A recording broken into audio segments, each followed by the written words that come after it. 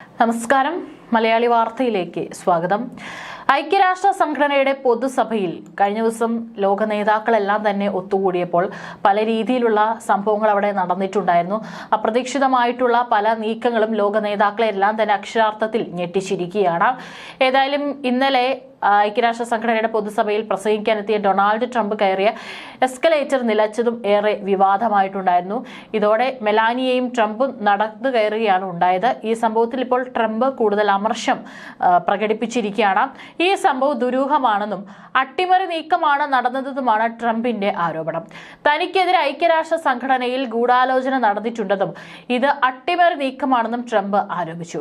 ഐക്യരാഷ്ട്ര സംഘടനയിൽ എത്തിയ തനിക്ക് ഒരേ ദിവസം 3 അപകടങ്ങൾ സംഭവിച്ചതിൽ താൻ അസ്വസ്ഥനാണെന്നും സമൂഹ മാധ്യമമായ ട്രൂത്ത് സോഷ്യലിലാണ് ട്രംപ് കുറിച്ചിരിക്കുന്നത്. അതായത് തനിക്ക് മാത്രം ഒരു ദിവസം അത് മണിക്കൂറുകളുടെ വ്യത്യാസത്തിൽ 3 അപകടങ്ങളാണ് സംഭവിച്ചിരിക്കുന്നത്. ഒരുപക്ഷെ തനിക്കെതിരെയുള്ള എന്തെങ്കിലും ഗൂഢാലോചന ശ്രമമാണോ ഇത് എന്നുള്ള സംശയമാണ് ഇപ്പോൾ ട്രംപിനെ ഇത്തരത്തിൽ ചെയ്യാനായിട്ട് പ്രേരിപ്പിച്ചിരിക്കുന്നത്. കാരണം കൃത്യമായിട്ട് അറിയാം എന്തൊക്കെ ചെയ്താലും ഇസ്രായേലിനോടൊപ്പം എന്നും നിലനിൽക്കുന്ന രാജ്യമാണ് അമേരിക്ക എന്ന് പറയുന്നത്. അതുകൊണ്ട് അമേരിക്കയുടെ ഒരു നടപടി കൂടി ഇസ്രായേൽ എടുക്കുന്ന പല കാര്യങ്ങളിലും പ്രതിഫലിച്ച് കാണുന്നുണ്ട് എന്നുള്ള സംശയമാണ് ഈ ലോകരാഷ്ട്ര നേതാക്കളൊക്കെ തന്നെ പലപ്പോഴും ഉന്നയിക്കാറുള്ളത്.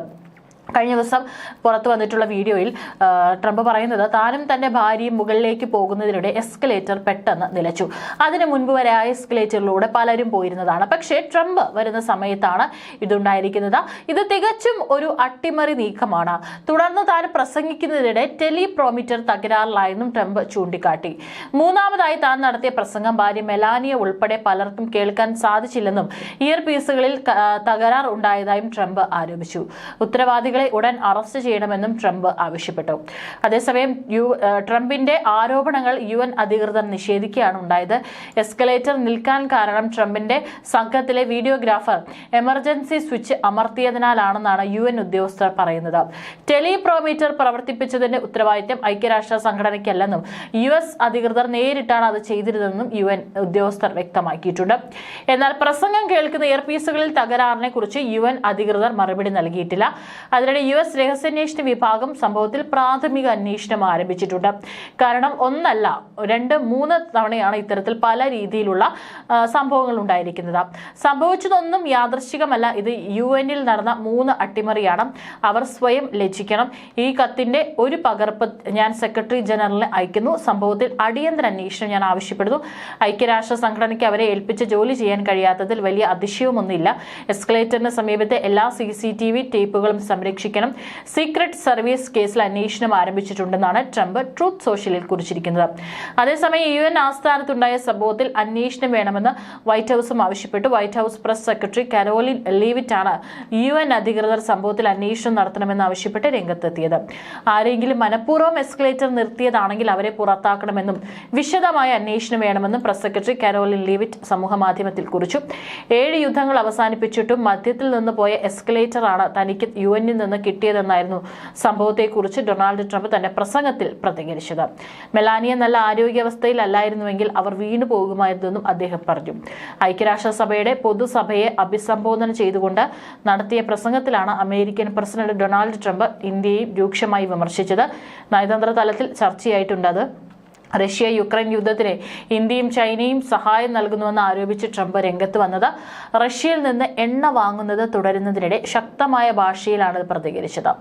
UN വേദിയിൽ ഇന്ത്യക്കെതിരെ ട്രംപ് ഇത്തരമൊരു നിലപാട് സ്വീകരിക്കുന്നതും ഇതാദ്യമായാണ്. ട്രംപിന്റെ എണ്ണ ഇടപാടുകളുമായി ബന്ധപ്പെട്ടാണ് റഷ്യയിൽ നിന്ന് എണ്ണ വാങ്ങുന്നത് തുടരുന്നതിലൂടെ ഇന്ത്യയും ചൈനയുമാണ് യുക്രൈനിലെ യുദ്ധത്തിന് പ്രധാനമായി പണം നൽകുന്നതെന്നാണ് ട്രംപ് പ്രസംഗത്തിൽ പറഞ്ഞത്.